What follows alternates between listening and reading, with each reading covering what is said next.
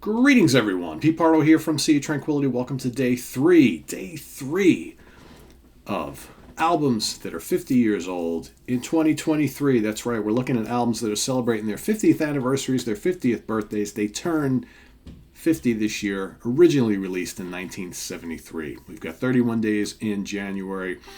I have picked out, to the best of my ability, my favorite 31 albums released in 1973. There was a shit ton of great albums released in 1973. There's going to be some great ones that don't quite make the cut of 31, right? It doesn't mean I don't love them any less. It's just that you got to pick 31, right? Got to pick 31. So my honorable mentions list at the end will be pretty enormous, and some of you will be quite surprised at the classic albums that might be in the honorable mentions because you just can't fit everything, right?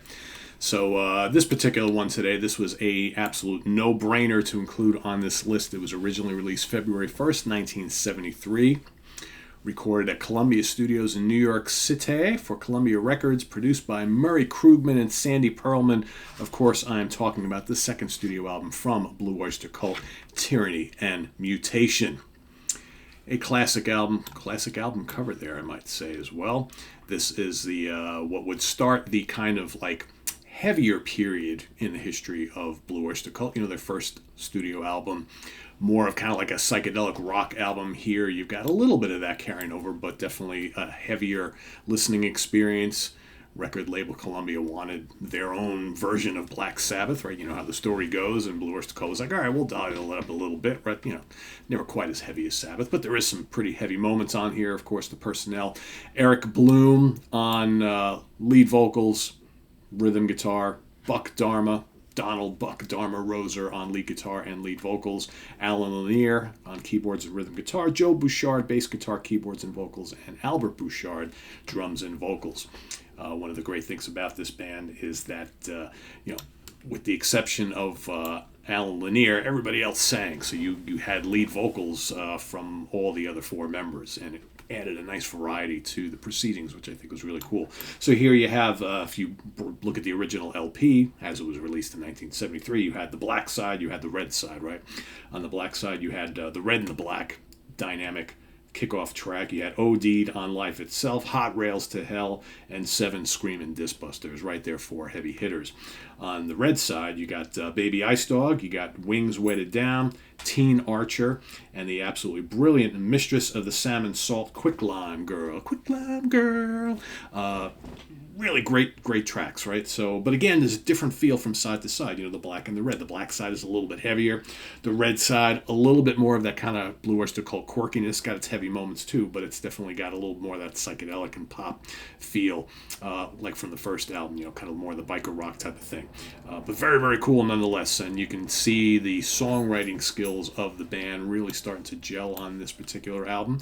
And, they're all taking part in the writing along with, Sandy Pearlman's writing as well, which is kind of neat. So the producer definitely very, very involved in what's going on with the band from a lyrical perspective. So just classic album. I mean, you have a couple of their enduring kind of like concert staples. I don't want to call them hits, but they're like, Blue Oyster Cult staples, like Hot Rails to Hell, 7 Screamin' Disbusters, and the Red and the Black, certainly. And then you have the kind of the really cool deep cuts, which the deep cuts on here are amazing, right? Like Teen Archer and Mistress of the Salmon Salt are both excellent deep track songs. So, it's just a great album there, the guys in the band.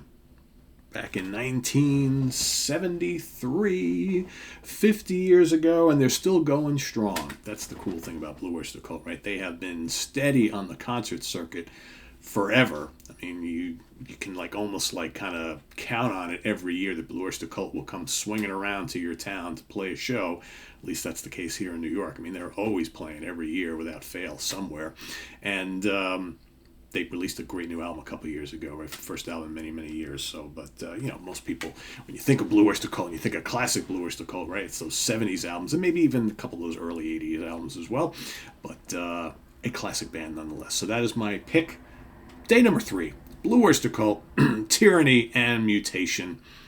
The classic second album from the mighty BOC from New York.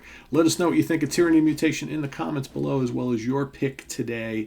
Day number 3. We're going to march all the way to the end of the month. looking back at some of our favorites from 1973. And then, of course, starting in February, we will be moving to 1983, right? 40 years. Albums that are turning 40 years old in 2023. So stay tuned for that. And lots more here on the channel. Hope you got a chance to watch, if you haven't, to watch the special programming announcement that I posted yesterday, where we're changing the formats of some of the shows and scheduling and all that sort of thing. So we're actually going to be moving on a kind of like a bi-weekly schedule here on the channel, so every other week. So I'll be doing tapings every other week, and the panel shows, we're specifically talking about the panel shows, and the solo shows will happen when they happen, either daily or fairly frequently during the week.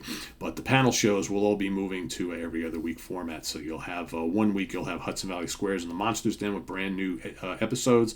Then the following week you'll have brand new episodes of In the Prague Scene and UK Connection. That's kind of how it's going to work. So I'll be taping to free up more time for myself. We'll be taping like In the Prague Seat and Hudson Valley Squares on a Monday night, and then on Thursday we'll be taping UK Connection and Monsters Den. So it's really just two nights for me of panel tapings every 2 weeks, and that is going to help me out enormously this year. So yeah, but otherwise you're still going to get tons of stuff here on the channel, and you'll be getting my daily shows each and every week, each and every day, the monthly shows, as well as you'll get more kind of like solo shows from me with specific topics and rants, and ranking the album shows. We'll do occasional small panel things on ranking the albums, but for the most part you're going to get either myself and like 1 or 2 more people, and that's about it for the ranking the album shows. Trying to keep things a little more compact for me, less scheduling times, shorter shows, right? I mean, I'm sure we'll still get plenty of